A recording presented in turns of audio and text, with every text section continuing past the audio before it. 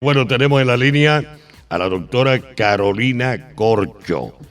La doctora Carolina Corcho es una mujer muy querida, porque ella ha tenido unas actuaciones como lo demanda la gente. La gente quiere a una mujer así como la conocemos a ella, de ponerse la camiseta y salir a la plaza pública y hablar de frente de acuerdo al deber ser. Entonces eso levanta unos afectos y unos cariños. Doctora Carolina Corcho, muy buenos días. Muy buenos días, Lau Herrera, muchas gracias por esta invitación a tu espacio.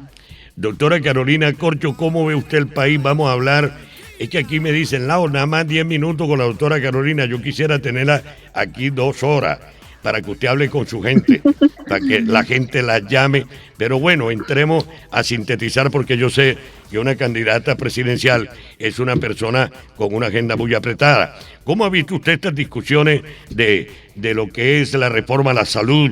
Y usted es una experta porque usted es una médico y usted también es una psiquiatra. Usted está dedicada toda su vida a estos aspectos de la medicina, pero ahora está metida en todos estos ajetreos de la política. ¿Cómo ha visto esto del Senado, de cómo han parado la consulta popular, de la reforma pensional, la reforma laboral?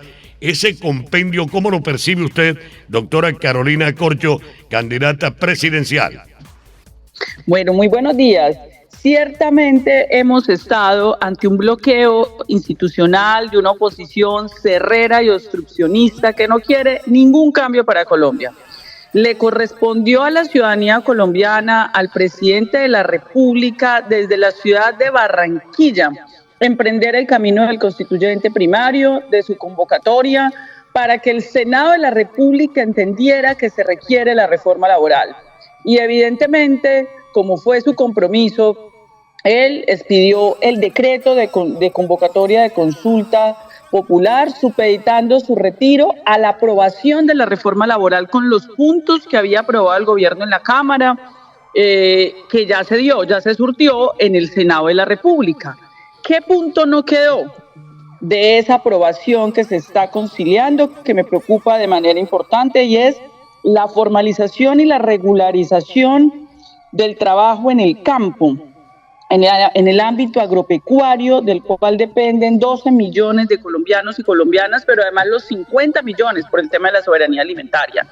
De resto se lograron los recargos nocturnos, el contrato laboral para los aprendizajes del SENA, el reconocimiento de los días dominicales y festivos, la formalización de 60.000 mujeres madres comunitarias para cuidar más de 1 millón de niños y niñas vulnerables. Es decir, se avanzó de manera importante en ese proyecto que esperamos sea conciliado y votado el día de hoy, la conciliación, lo que implicaría entonces que ya el presidente desistiría de la consulta popular, porque por la vía del Senado de la República y del Congreso de la República se resolvió este cambio en favor del pueblo trabajador. Pero mira todo lo que le correspondió hacer el presidente para lograr persuadir a esa mayoría congresional obstruccionista. Doctora Carolina Corcho, usted fue una mujer en pleno debate de la salud, que levantó la voz, demostró un gran carácter, un coraje y además un gran sentimiento. Hablaba su alma en la plaza pública y la gente lo tiene en el cerebro, en el alma y en el espíritu de una defensora de todo esto. Y además, usted en la palestra pública expuso el negocio que hay detrás de esto y todavía se siguen descubriendo desfalcos por aquí. Lo que pasó con el COVID, la plata que prestaron para el COVID y no fue para el COVID. ¿Cómo está la reforma a la salud? ¿Se siente usted satisfecha? ¿No está satisfecha?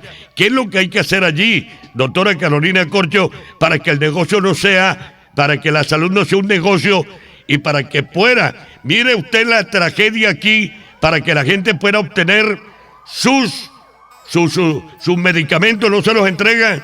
De una parte se va el sistema, dicen ellos, en otra parte decían que no existían los medicamentos, que no los tenían, que no había abastecimiento, la Supersalud se metió y le digo, aquí están y los tienen, ¿por qué no los entregan? ¿Cómo está esa discusión donde usted es una líder indiscutible por el conocimiento que tiene y además por el carácter que usted ha demostrado en el tratamiento de ese problemita de la salud en Colombia, doctora Carolina Corcho? Muchas gracias por la pregunta. Mira, Lau, en este momento en el Senado de la República, la reforma a la salud que fue hundida y archivada por 9 senadores y senadoras hace un año, teniendo una crisis tan grave, una crisis que viene hace muchos años. Acá han habido muchas víctimas de este sistema de salud hace muchos años. Y hundieron la reforma a la salud adoptando las mentiras del gremio de las EPS y algunos gremios empresariales y le pusieron el logo del Congreso y la hundieron indolentemente.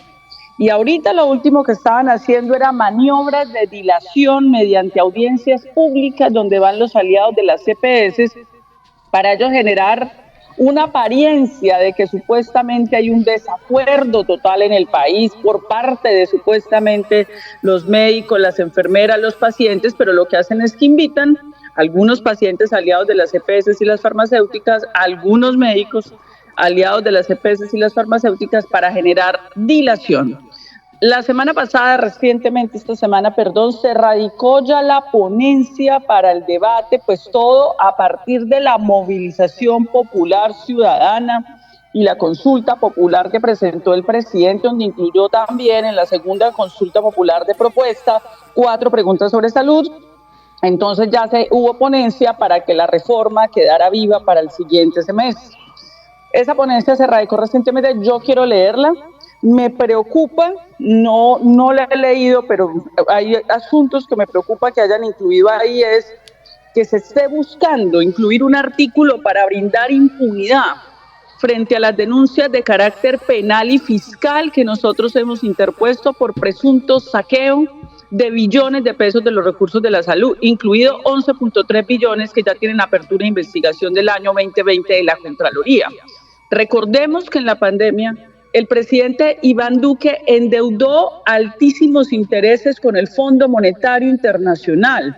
Este es el origen de la crisis fiscal que tenemos en este momento, en donde por primera vez los colombianos estamos pagando el servicio de la deuda externa más alto. Es un servicio de la deuda externa del 60% del PIB, más de 110 billones y estamos pagando intereses, escúchese bien, por alrededor de 80 billones.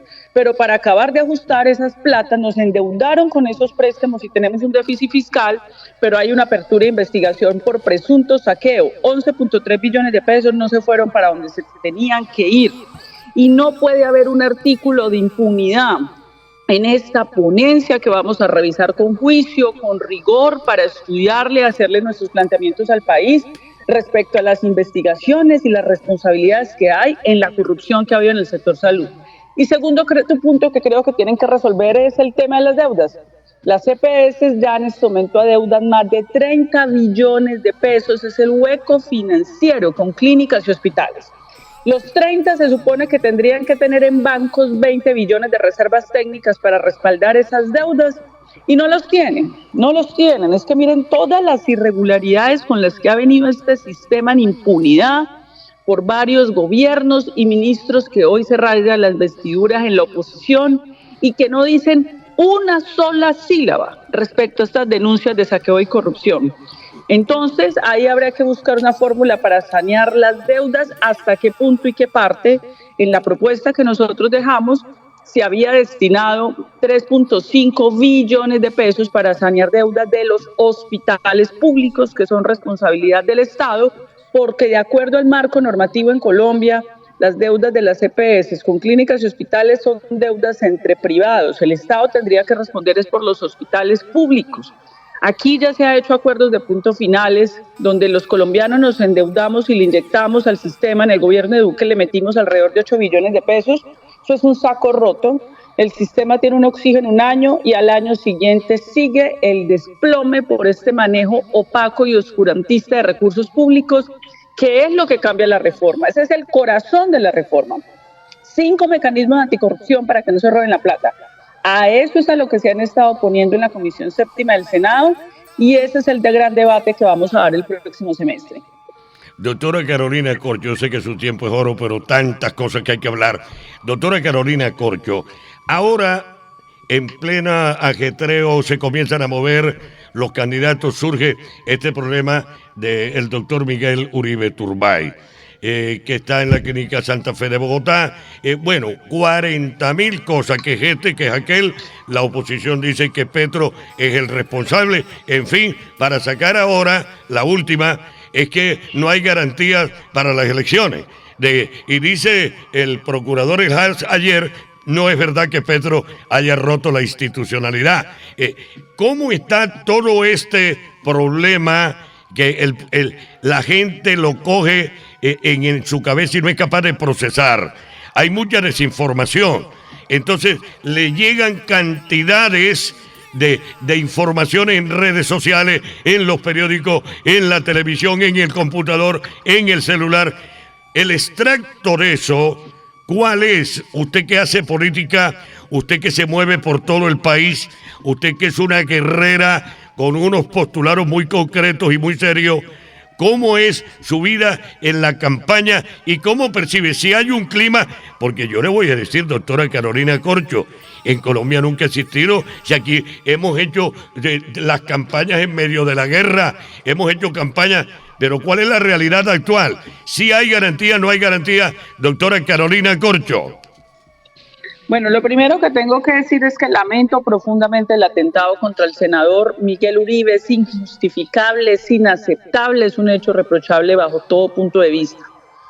Lo segundo, necesitamos que la Fiscalía General de la Nación lo más pronto posible le revele al país cuáles son los autores intelectuales de este hecho, de este crimen repudiable.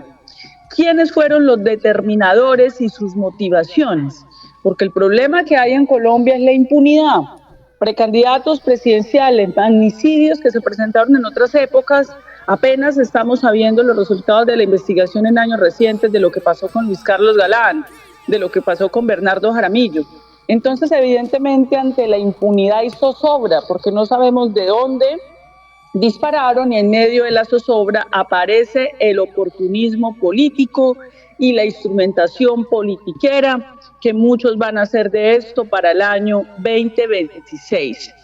Lo tercero, yo celebro que el Procurador General de la Nación, el Hars, reconozca que no hay una ruptura del orden institucional. Yo no creo que haya habido aquí una ruptura del orden institucional. El presidente, con presunción de legalidad, ha hecho actuaciones. El decreto, por ejemplo, que emite para convocar la consulta popular tiene una argumentación fuerte desde el punto de vista constitucional, jurisprudencial, se hace con presunción de legalidad, de buena fe.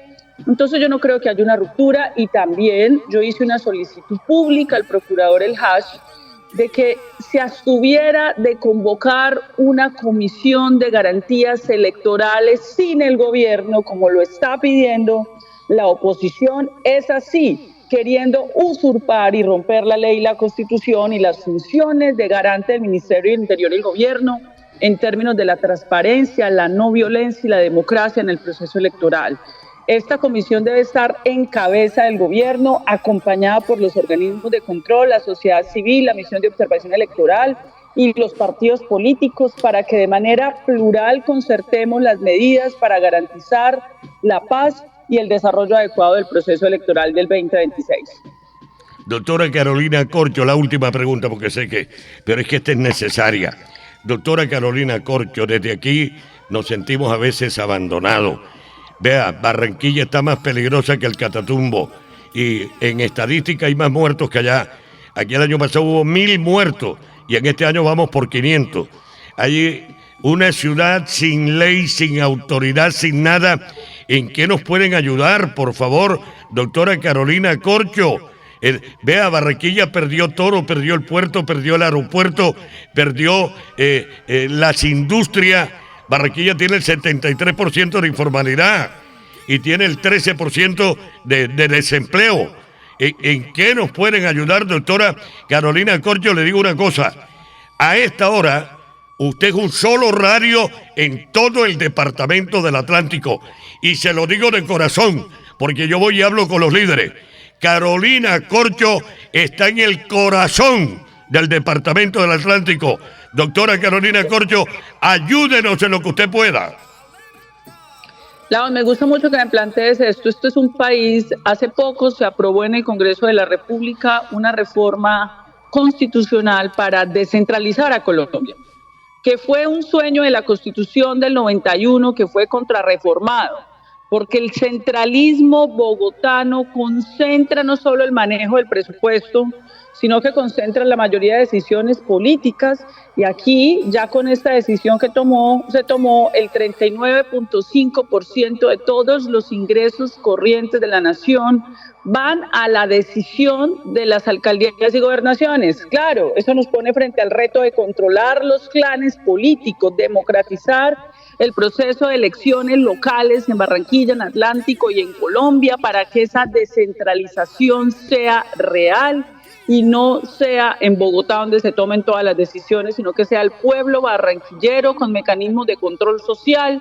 Ahí se tendría que reformar la Contraloría, se tendría que reformar las personerías municipales, que no pueden seguir siendo puertas giratorias, y la Procuraduría de la clase política, para mantener la impunidad y hacer realidad esa descentralización que tanto se ha pedido en el país.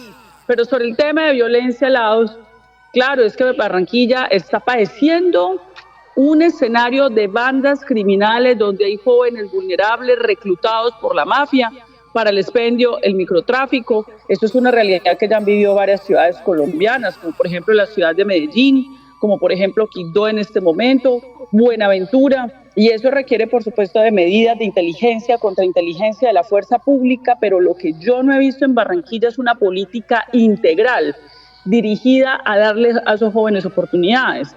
Es que me estás hablando de un 70% de informalidad. Dime un joven de esos, ¿qué es lo que se está ofreciendo a ese joven de Barranquilla para nosotros arrebatarle a ese joven a la mafia y brindarle universidad, brindarle unas posibilidades de vida digna, unas posibilidades de empleo? Cuando desindustrializaron a Barranquilla, la desindustrializó la oligarquía bogotana aliada con la oligarquía barranquillera, y no solo Barranquilla sino todo Colombia, y ese es el proceso que tenemos que iniciar para hacer dos cosas que el gobierno nacional viene adelantando y que se debe continuar haciendo en Colombia.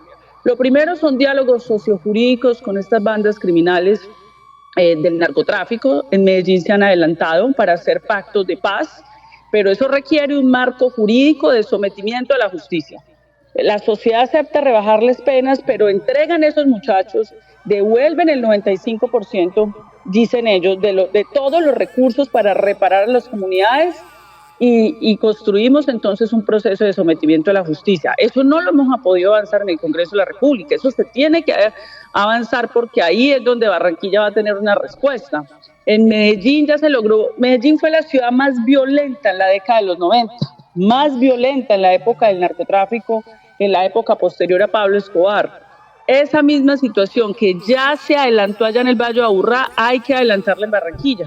Pero necesitamos un alcalde y un gobernador dispuestos a trabajar de manera unitaria, de manera coordinada con el gobierno nacional, porque yo lo que he visto es que algunos alcaldes y gobernadores están dedicados a ejercer la oposición, como si fueran senadores de la República, y no a gobernar sus ciudades en coordinación con el gobierno nacional para poder garantizar la seguridad y una política integral para los jóvenes que están en estas bandas criminales.